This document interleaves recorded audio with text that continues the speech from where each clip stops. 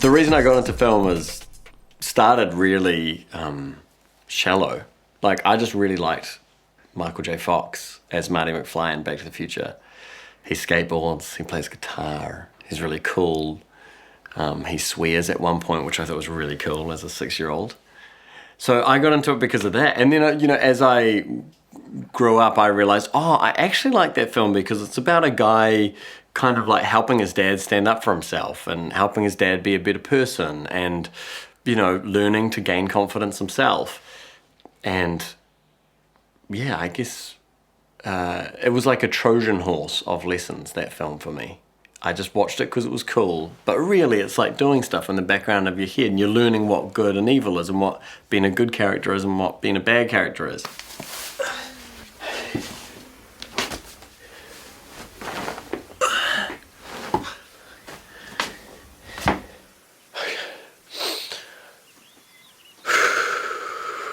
Thank you.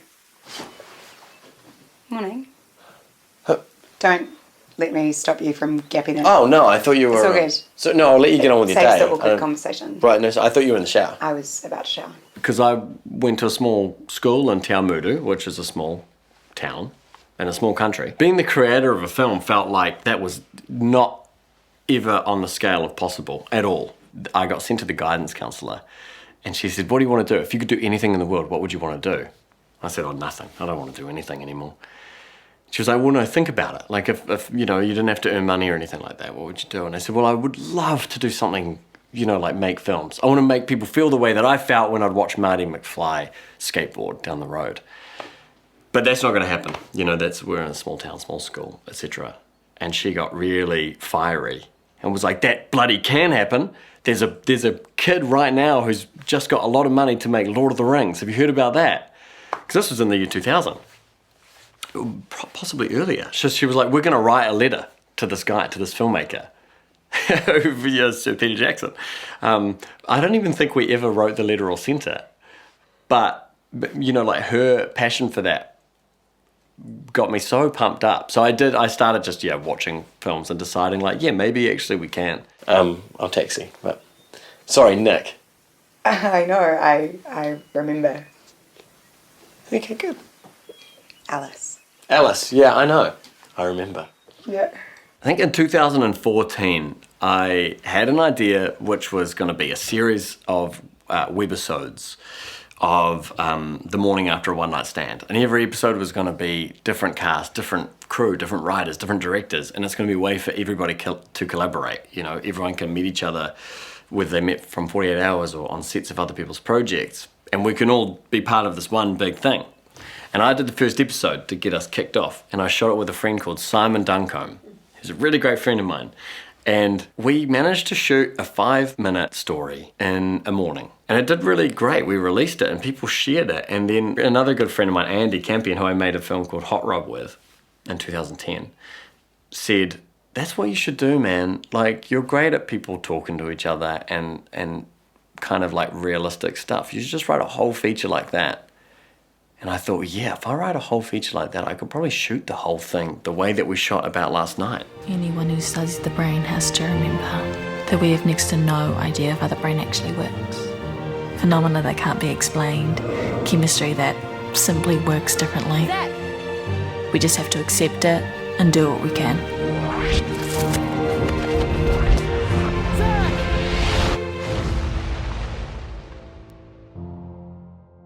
We did about 3.5 months of filming on Saturday mornings, or Saturday days, or Saturday nights.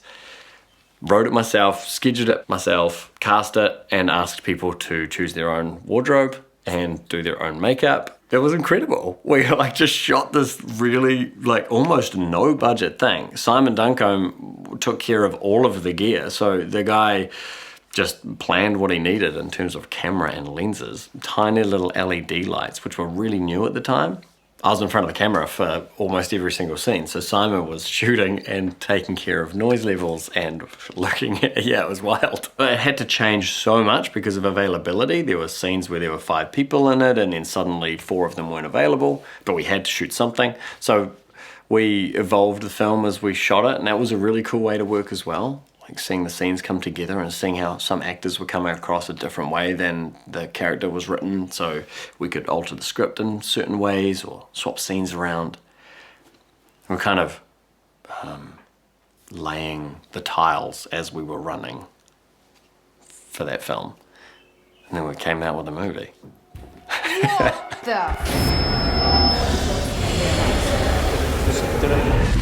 When you're creating a film, you've got to think about it holistically. So, you know, the script is important, but so is casting, so are locations, and then lighting's a whole other thing. And they should all feed each other, and everybody should be collaborating at all times. I'm not a big fan of auteurs or people that want to do, you know, just their way. Sometimes, you know, your DP will say like, well, hold on, what about this? And you hadn't thought about it. And it's like, thank God I had everyone else around me holding the project up, you know, because sometimes as a director or writer or anything, you'll stumble and you kind of need all these other hands on the thing. I woke up in a barn. Then I realized I was dead. Who are you? I'm Dame Marbeck, and I can communicate with ghosts.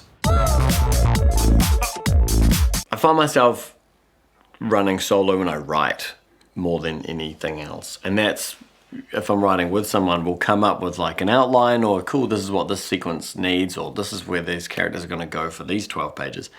And then I'll often go away. I'm yet to find a way to get things down while you're collaborating and writing with somebody. You know, when you're on set, you're just talking, you're doing stuff. Whereas when you're writing, it's like words on a page, and they need to be written by one hand. For Dead, Tom and I would just read out what we'd written alone and then combine it afterwards. It's easier to combine two existing things than it is to create something that we created together, if that makes sense. I'm seeing this through. Let's get to work. The crew that we had on Dead was 7 people full-time. It's pretty small. A lot bigger than the 2 people we had on Chronesthesia full-time. But that inflated from 7 to 25 people. You know, they needed a bit of help on a certain day where there was, you know, more people to dress or more people for makeup. And so they would ring in someone to help for free for the day. And then they would ask, is it okay if I come back tomorrow? It wasn't because I was super popular and asked all my cool friends who really loved me to come and help out for free. It was, the content of the film was really fun. Dead had all these kind of ghosts in it with, you know, makeup and prosthetics. Tom Sainsbury, Jennifer Ward-lealand, Michael Hurst, like all these amazing actors that people wanted to work with and be around. That was a huge draw card. Also, people just wanted to get upskilled. Like, everyone on Dead, I think it was like their first time being head of department. That was kind of our rule. So like Tammy Williams, who shot the film, that was her first feature she'd shot. She's extremely talented, and it was one of these things where it was like, when is she going to shoot a feature? She's incredible. So it was kind of, that's maybe a little bit how we coaxed people to do it. Is say like, you're going to have full control over your whole department, but you're going to have to do it for very little money. Yeah. And people rise to the challenge, I suppose. Neurological medication and... Oh, that's what makes talking with ghosts possible.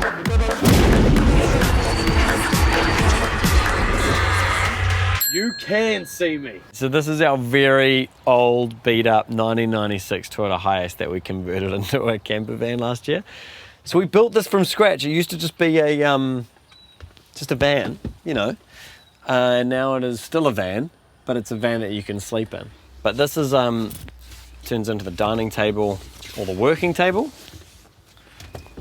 So, you know, you park up and get stuff done. This is the scroll of fame. So this is the list of people that helped us build that or like put money in. Pretty cute. When it comes to writing something or making something, I want to watch something that sets me on fire. And a lot of the times the things that really excites me in a film or excites other people, everybody in a film, is really surprising. A huge one, like for me in the last 10 years, has been like shame and regret and guilt. Like, how do you, you know, build bridges from people that you've hurt in the past? And how do you become okay with accepting parts of yourself that are not super great? Or, you know, you kind of have to be okay with parts of yourself in order to move on and help other people move on. I've always really loved reading, so I read a lot of books. It's hard to find the time sometimes. But I get up quite early, and sometimes I'll treat myself. Like, the treat is a coffee in bed with a book for like half an hour before my day starts.